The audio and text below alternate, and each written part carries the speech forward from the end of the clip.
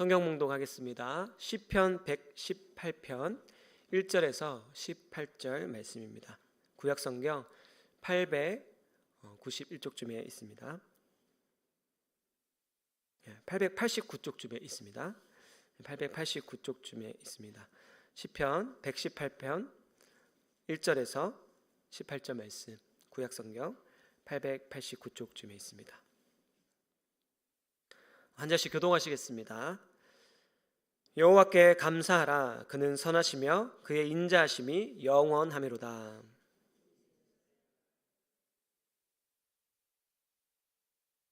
이제 아론의 집은 말하기를 그의 인자하심이 영원하다 할지로다.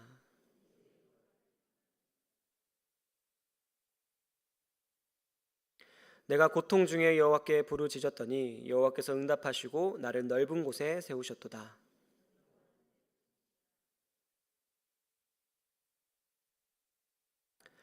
여호와께서 내 편이 되사 나를 돕는 자들 중에 계시니 그러므로 나를 미워하는 자들에게 보응하시는 것을 내가 보리로다.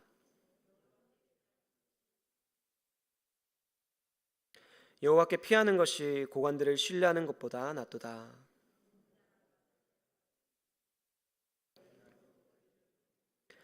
그들이 나를 에워싸고 에워쌌으니 내가 여호와의 이름으로 그들을 끊으리로다.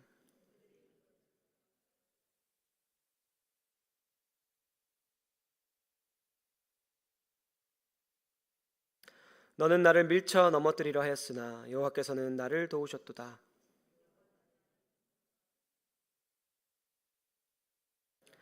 의인들의 장막에는 기쁜 소리, 구원의 소리가 있으며 여호와의 오른손이 권능을 베푸시며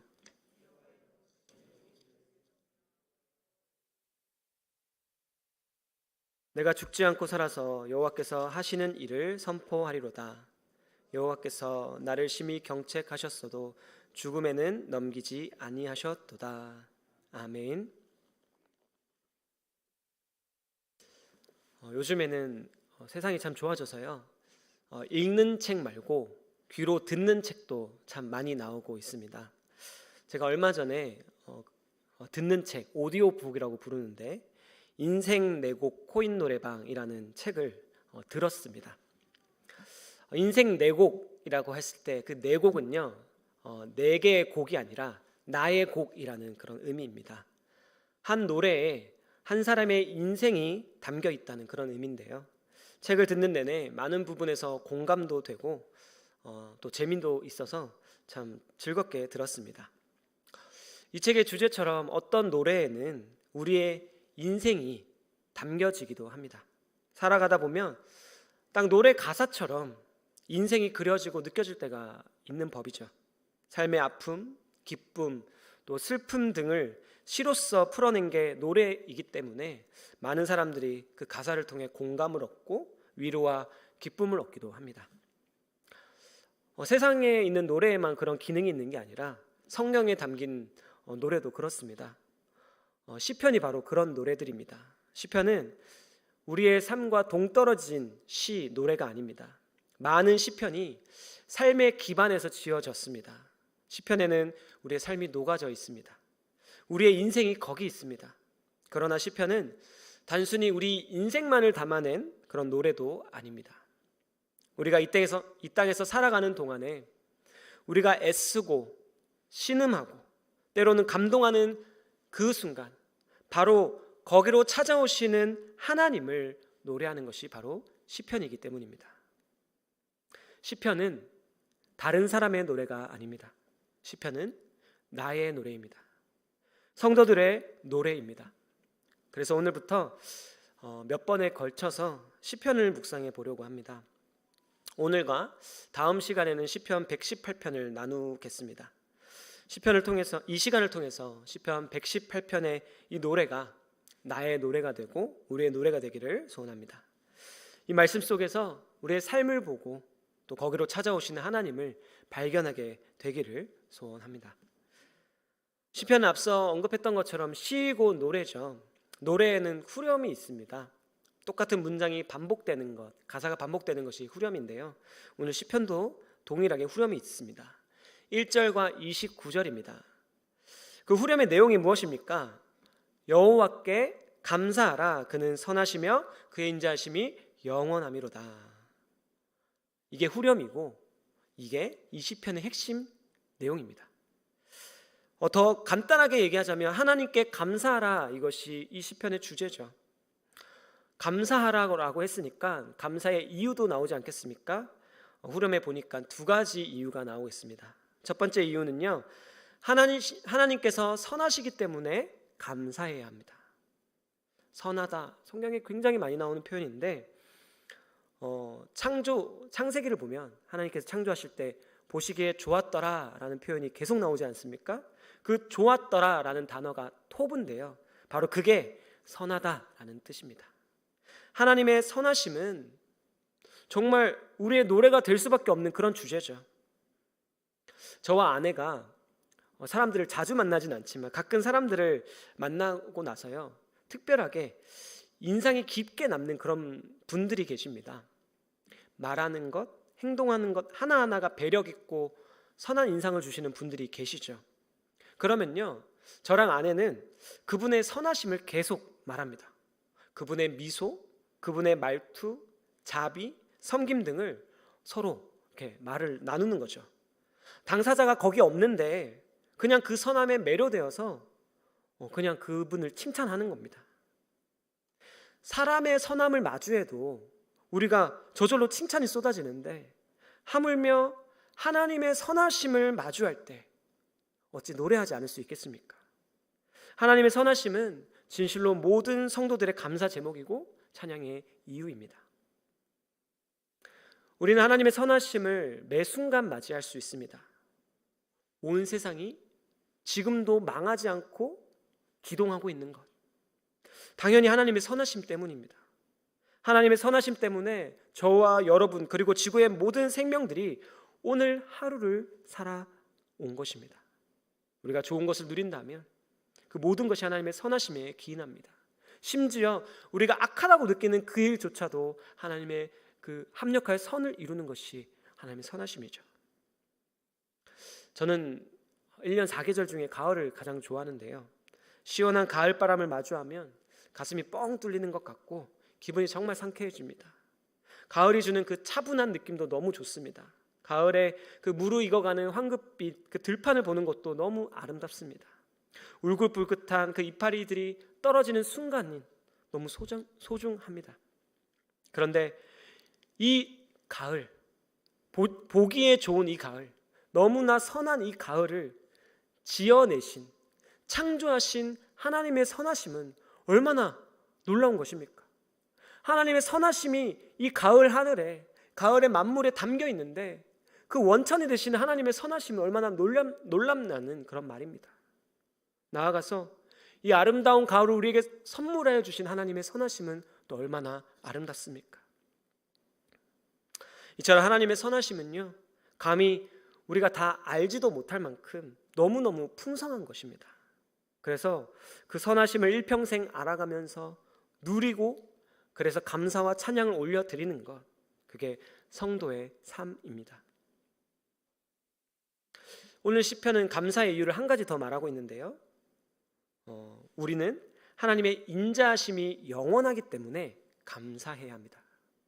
여기서 인자하다는 단어의 원어는요, 헤세드라는 단어입니다. 아마 많이 들어보셨을 것입니다.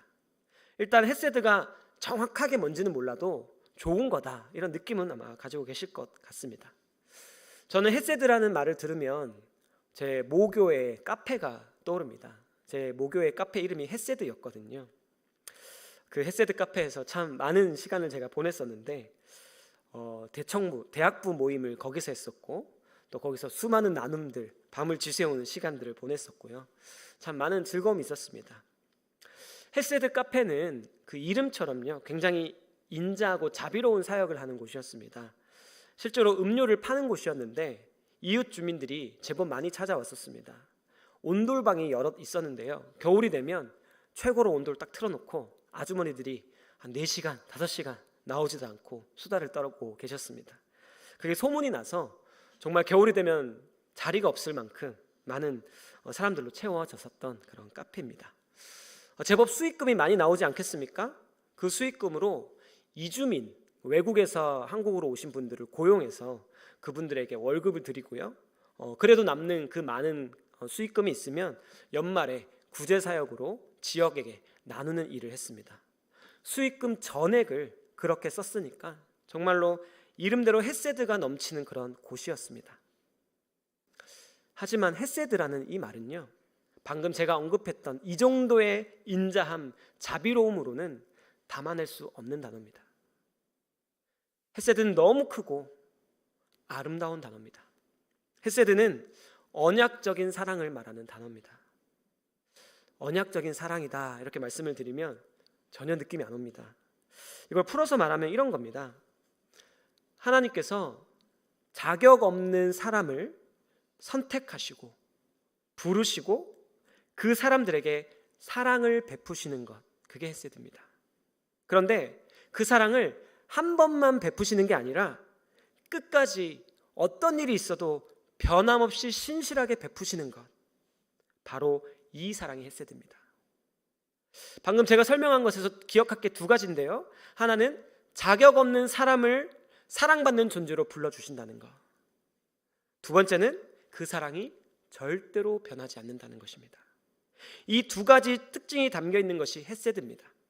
그래서 헤세드는 상황에 따라서 굉장히 다양하게 번역이 되곤 합니다.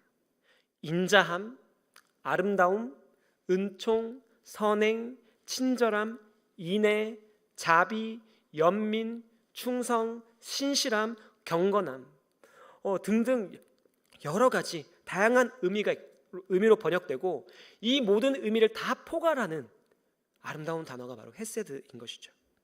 오늘 시편은 바로 이 헤세드가 영원하기 때문에 감사해야 한다, 그렇게 말하고 있습니다.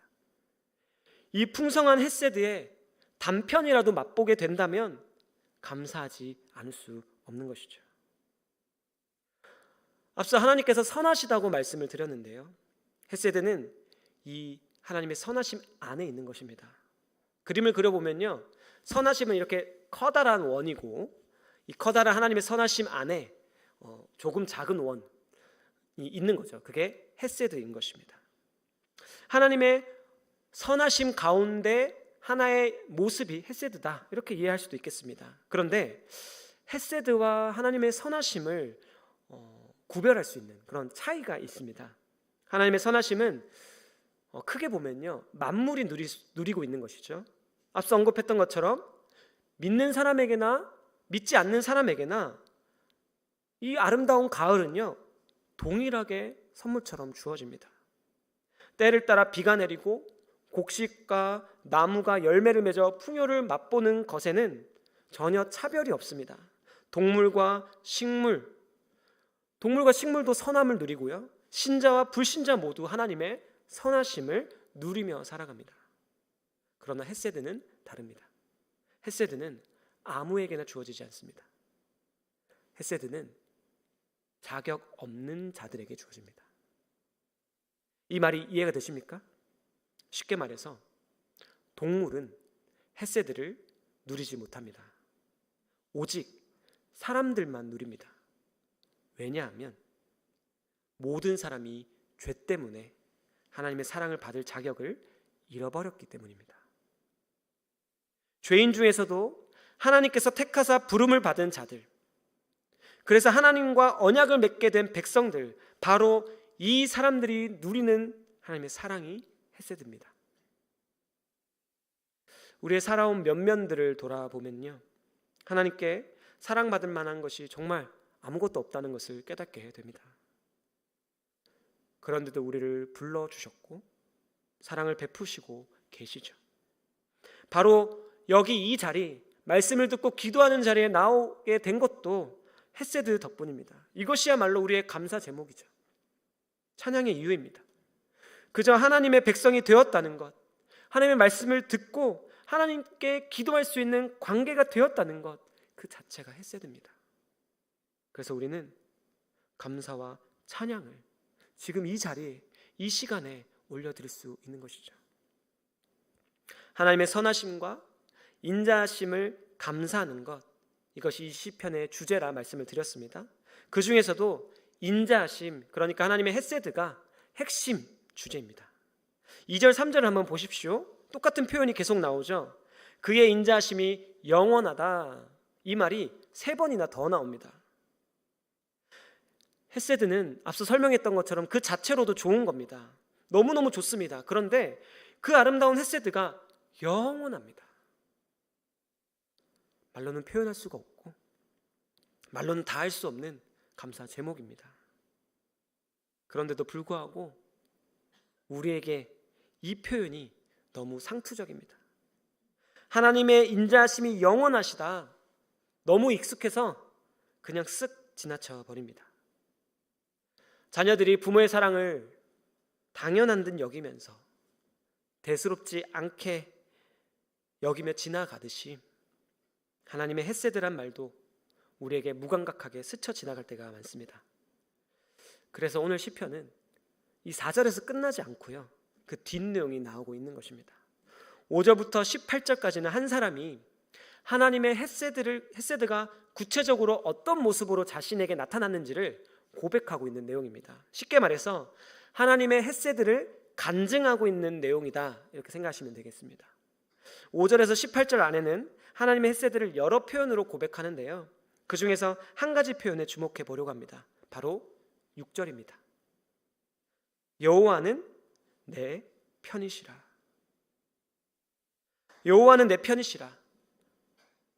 바로 이것이 우리가 누리고 있는 하나님의 헤세드, 수많은 헤세드 중 한 가지 모습인 것이죠. 하나님의 인자와 사랑과 은혜와 신실하심은요, 하나님께서 우리의 편이 되어 주심으로 드러납니다. 우리는 내 편이 되어 주신 하나님을 보면서 하나님의 헤세드를 맛보게 됩니다. 내 편이 된다. 정말 설레는 표현 아닙니까? 우리 인생은 어쩌면 내 편을 찾아 헤매는 삶이라고 할 수도 있겠습니다. 항상 내 편으로 있어줄 사람을 누구나 원하죠. 하지만 원하는 대로 되지 않는 게 인생이죠. 배우자도 내 편이 아니라는 것을 우리는 금세 알아차리게 됩니다. 자녀들도 마찬가지입니다. 찾아 헤매다가 교회로 나왔는데요, 교회 식구들도 내 편이 아닌 것처럼 느껴지고 심지어 목사도 기대에 반하는 모습을 볼 때가 있지 않습니까? 반대도 마찬가지입니다. 가르치는 사람도 똑같은 경험을 합니다.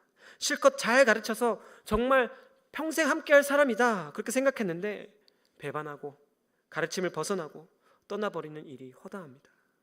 많은 이들이 항상 내 편을 찾아 헤매는데 그 어디에도 내 편이 없습니다. 이 땅에는 내 편이 없습니다.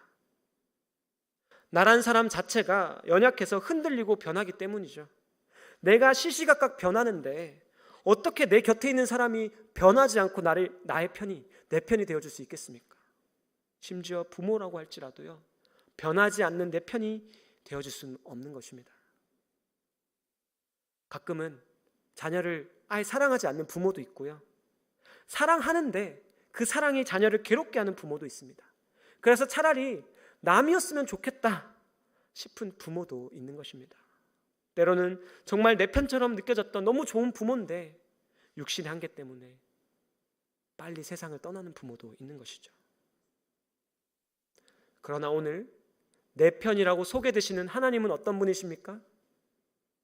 하나님은 한계가 없으신 분이십니다. 하나님은 신실하신 분이십니다. 하나님은 영원하신 분이십니다. 하나님은 우리가 죄인 되었을 때 우리를 그리스도 안에서 택하셨고 부르셨고 의롭게 하시고 끝까지 영화롭게 빚어가시는 영원한 내 편이십니다. 우리를 위해 일하시고 우리를 위해 되갚아주시는 분이십니다. 가장 좋은 내 편, 영원한 우리 편이 되어주시는 분, 그분이 우리 하나님이십니다.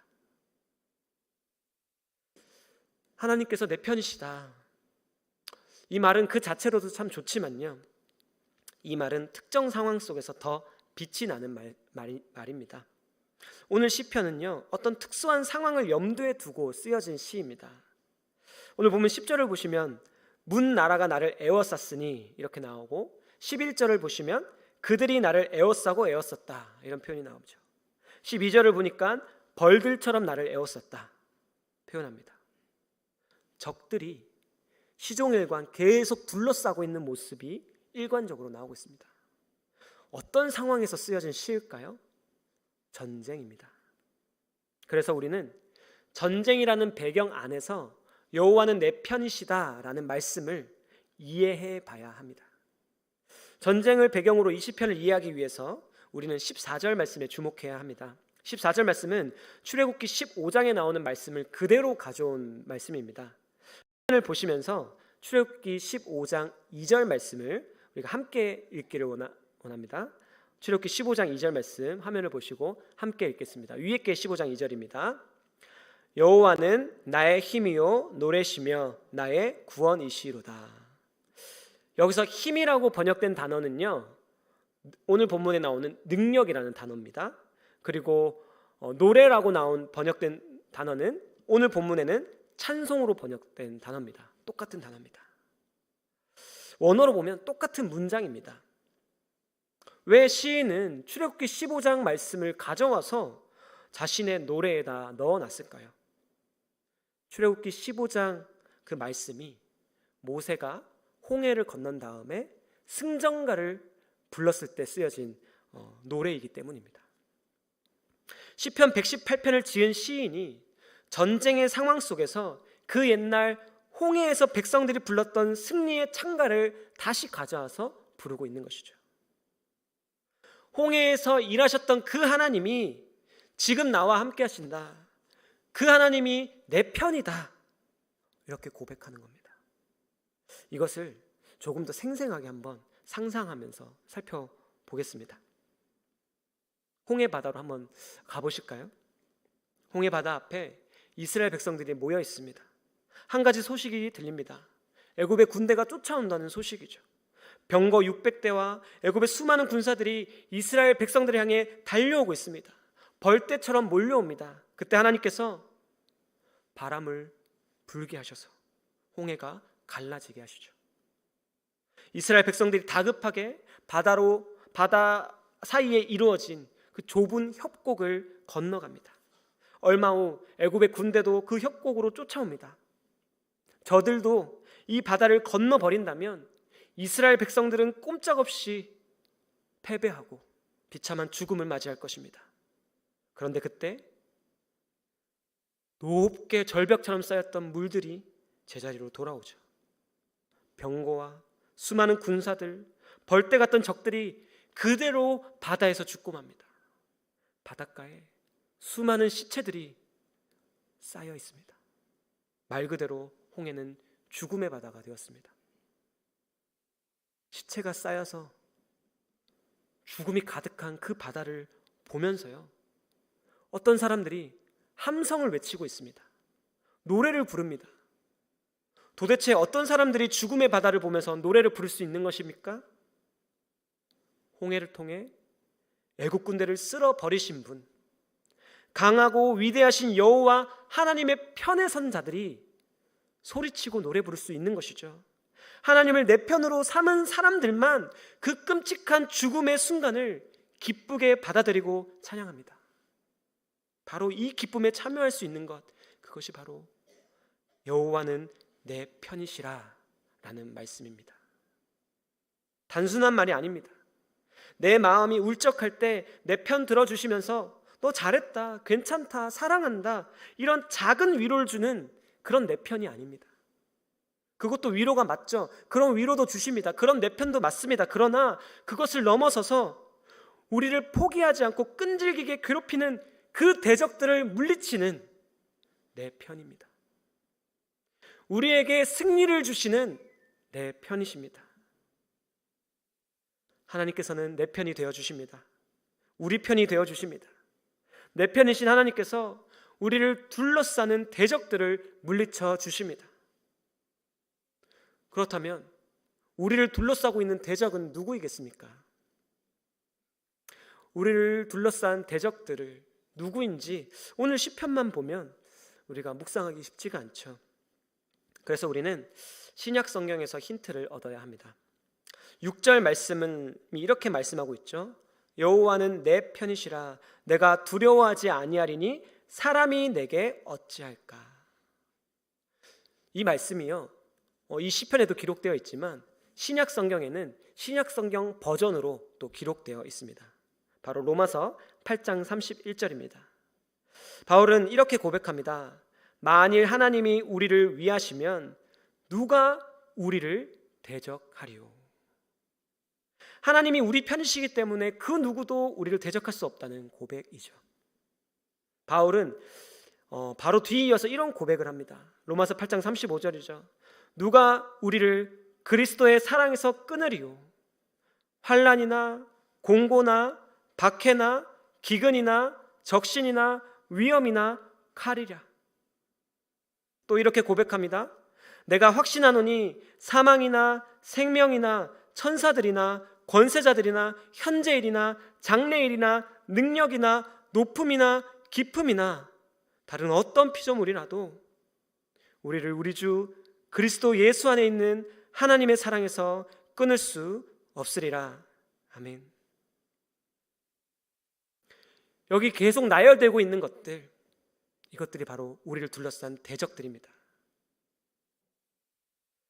저도 이런 대적 같은 그런 상황에 함몰되었던, 둘러싸였던 경험들이 몇 번 있었습니다. 시간이 부족해서 자세히 말씀드릴 수는 없지만 군대 시절에도 그런 경험이 있었는데요. 밀려오는 압박감, 또 연속되는 시련 때문에 정말 우울감과 두려움으로 가득했던 몇 개월을 보냈던 적이 있습니다. 제가 창고를 관리하는 군수 보급병이었는데 넓고 텅 빈 창고에서 혼자 가만히 밧줄 하나를 상상하는 그런 적도 여러 번 있었습니다. 나홀로 있는 것 같고 그 어디서도 도움을 얻지 못할 것 같던 그런 때를 길게 보냈죠. 그때 말씀 앞에서 엎드리면서 울며 기도하며 제가 붙들었던 것은, 그래서 결국엔 제가 그 어둠을 빠져나오게 하였던 것은요, 항상 거기 있는 하나님의 사랑이었습니다. 헤세드죠. 그 사랑이 변하지 않기 때문에, 내 편이신 하나님의 사랑이 신실하기 때문에, 죄에서 나를 살리신 그 사랑이 여전하기 때문에, 그 무엇도 그 사랑을 끊을 수 없기 때문에 결국 저는 그 어둠에서 견딜 수 있었고 빠져나올 수 있었던 것입니다. 성경 속의 수많은 인물들, 교회의 역사들 속에서 하나님의 사랑으로 인해 버티고 인내하며 나아가 승리의 창가를 부르게 된 사람들이 셀 수 없이 많습니다. 하나님의 사랑, 내 편이 되어주시는 하나님을 발견한 이들은요, 결국 다시 나아갑니다. 담대한 고백을 하며 나아갑니다. 우리를 우리 주 그리스도 예수 안에 있는 하나님의 사랑에서 끊을 수 없으리라. 사랑하는 성도 여러분, 경제적인 어려움 가운데 허덕이고 계십니까? 돈 때문에 미래의 우리의 삶이 너무나 어두워 보이십니까? 지금 당장 무너져 버릴 것 같아 보이십니까? 도무지 활로가 보이지 않으십니까? 말씀에 기록된 대로 공고나 기근은 우리를 하나님의 사랑에서 끊을 수 없습니다. 혹시 누군가로부터 계속 핍박을 받고 계신 분 계십니까? 가족들로부터 가진 모진 말들과 위협과 고통을 받는 분 계십니까? 핍박과 박해는 하나님의 사랑에서 우리를 끊을 수 없습니다. 정서적인 메마름, 외로움, 정신적인 압박감으로 도무지 헤어나오지 못하는 분 계십니까? 그 고통도 결국에는 하나님의 사랑에서 우리를 끊어낼 수 없습니다. 질병으로 고통 중에 계신 분 계십니까? 육신의 죽음이라는 거대한 두려움이 우리를 집어삼키는 것 같아서 캄캄한 바닷속을 헤매이는 것 같은 막막한 가운데 계시는 분 계십니까? 그 강력한 사망도 하나님의 사랑에서 우리를 끊을 수 없습니다. 심지어 육신의 죽음이 우리에게 당도할지라도 하나님의 사랑이 우리를 아버지의 곁으로 인도할 것입니다. 죄에 걸려 넘어져 절망하고 계신 분 계십니까? 사탄의 정죄 앞에 죽은 듯이 납작 엎드려 계신 분 계십니까? 그 추악한 죄악조차도 그리스도 안에서 우리를 향해 흐르는 하나님의 사랑을 끊어낼 수 없습니다. 이미 하나님의 사랑을 받은 자에게 그 사랑은 신실하게 주어집니다. 하나님께서 우리 편이 되시기에 이 땅의 모든 대적들이 다양한 방법으로 몰려오고 우리를 둘러싼다 할지라도 그 어떤 상황과 형편도 절대로 우리를 향해 흐르는 그 햇새들을 끊어내지 못합니다. 하나님은 우리 편이십니다. 그렇게 그리스도 예수 안에 있는 하나님의 사랑은 항상 우리를 향해 흘러넘칩니다. 사랑하는 성도 여러분, 우리를 향한 햇새들을 바라보십시오. 우리가 죄인 되었을 때 우리를 그리스도 안에서 부르신 햇새들, 우리의 모든 연약함과 죄악을 낱낱이 다 보시면서도 절대로 변하지 아니하시면서 언제나 그리스도 안에서 우리를 자녀로 받아주시는 햇새들, 지금까지 신실하게 우리를 사랑하셨던 것처럼 앞으로도 영원히 사랑하시는 그 햇새들, 하나님의 그 햇새들은 영원합니다. 그래서 우리는 이렇게 찬양합니다. 여호와께 감사하라. 그는 선하시며 그의 인자하심이 영원함이로다. 나아가 우리는 지체들을 향해서 이렇게 권면합니다. 그의 인자하심이 영원하다 할지로다. 그렇게 영원한 햇새들, 그것이 우리의 감사와 찬양의 제목이 되며 말씀 안에서 발견한 그 햇새들을 삶 속에서 붙들며 경험하게 되는 우리 모두가 되기를, 항상 하나님의 햇새들을 찬양하는 우리 성막교회 되기를 주님의